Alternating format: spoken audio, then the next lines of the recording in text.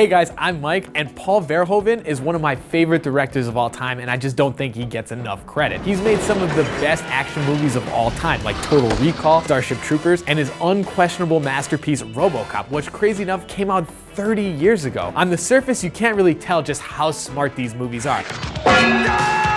Once you look past all the shootouts, fist fights, and buckets of gore, you'll find a surprisingly deep layer of social commentary beneath the carnage. Infantry, sir. Good for you. Mobile infantry made me the man I am today. Verhoeven uses his future settings to drop some surprisingly accurate satire. Here's how Robocop and the rest of Verhoeven's sci-fi trilogy use satire to rise above the standard blockbuster schlock. We'll start with a bit of the old ultra-violence.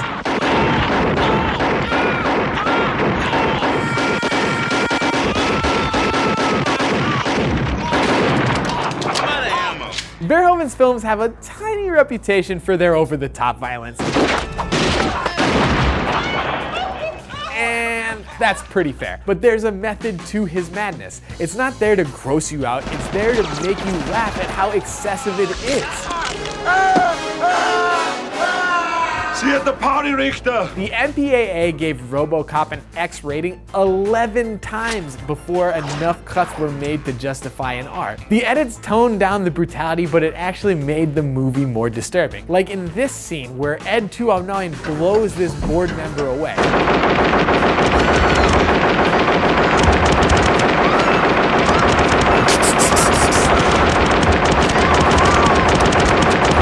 But the shortened version in the theatrical release is actually kind of upsetting. All it takes is 2 extra seconds in the director's cut to turn a horrific tragedy into a bloody farce. Somebody want to call a goddamn paramedic? By cranking up the juice to ludicrous levels, Verhoeven shows us how society fetishizes violence and how we've become pretty desensitized to it.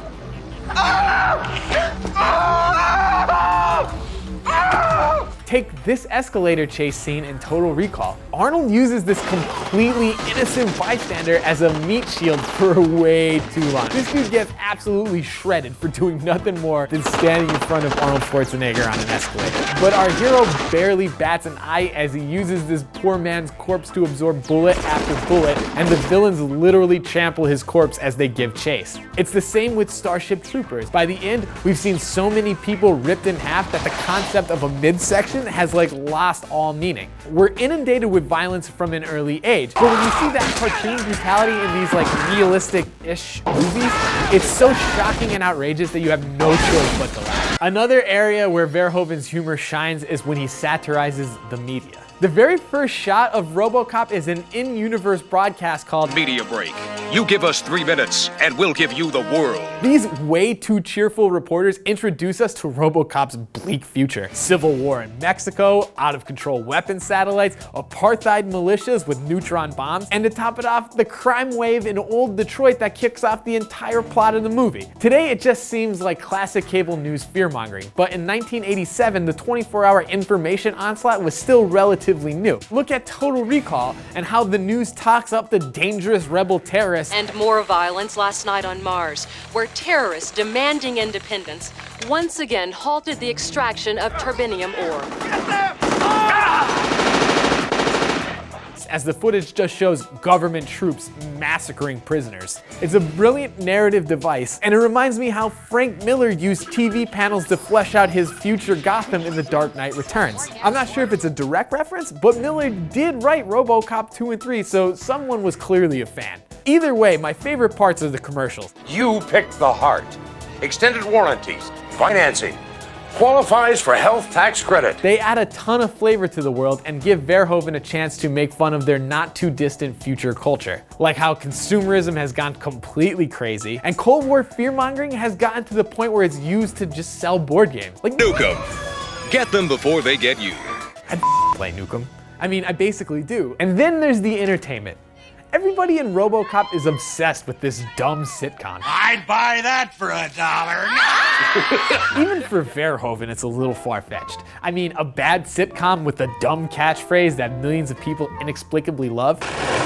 Bazinga. The Big Bang Theory needs to be taken down a peg. I've seen like 6 seasons of this show. I hate it, but I hate watch it. Starship Troopers takes the media satire to the next level. Young people from all over the globe are joining up to fight for the future. I'm doing my part. I'm doing my part. I'm doing my part. I'm doing my part too. The Federal Network broadcasts are a throwback to newsreels of World War II. We never see anything from the Bug's point of view in the movie. All we get is propaganda glorifying the war effort and demonizing the enemy as mindless killing machines. Every school kid knows that arachnids are dangerous. I love what happens at the end when they find a new species of bug that can communicate with humanity. Instead of opening up a dialogue with the enemy or trying to find a peaceful solution, everyone just hilariously rejoices when they find out It's a fray!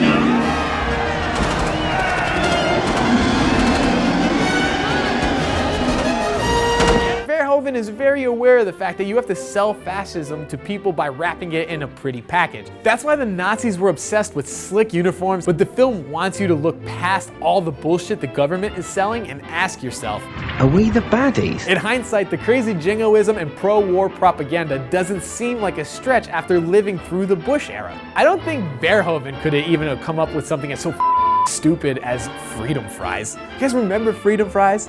Or freedom toast? On the other hand, Robocop and Recall are all about the military-industrial complex run amok. In both movies, the military has become indistinguishable from the massive corporations that really run the show. Gonna need some major firepower. You got access to military weaponry?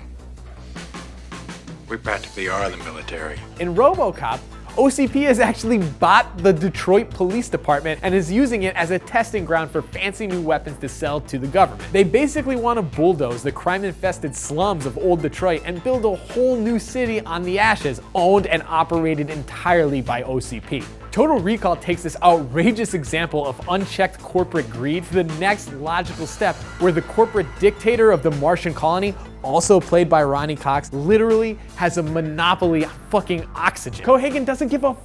Go Cohagen raise the price of air. Again? Nobody on Earth gives a damn what happens up here. Corporations taking over public institutions may have seemed like a wacky sci-fi premise in 1987, but today we've gone even further. And you'll see that we have gambled in markets traditionally regarded as non-profit. Hospital, prisons, space exploration. I say good business is where you find it. Even an evil son of a bitch like Dick Jones would drool over the dastardly shit he could get away with under Citizens United. Verhoeven's belief that the rich think they're above the law is embodied in RoboCop's fourth directive. Any attempt to arrest a senior officer of OCP results in shutdown. Just like Murphy, our hands are tied by the corporations that hold all the strings. You're our product. And we can't very well have our products turning against us, can we? In a lot of unfortunate ways, our world has come pretty close to Paul Verhoeven's fictional future. But that's what makes these movies so valuable and why their remakes were so unnecessary. Because these films are so much more than awesome, gory action movies, which, let's be clear, they very much are. They're also a window into the excess consumerism of the 80s and 90s, through a scathing condemnation of the modern media's effect on the public psyche, and their cyberpunk visions of our dystopian future. It's all because Verhoeven's razor-sharp satire pushes these films to transcend the science fiction genre and become cinematic masterpieces in their own right. Hey guys, I'm Mike, and I want to thank you guys so much for watching this video. But if you like deep dives like this into like the history of science fiction, you should totally hit that subscribe button, because later in the week we're going to release a video about the history of French science fiction influences on US cinema in order to prepare for Valerian, and you're going to totally want to check that out.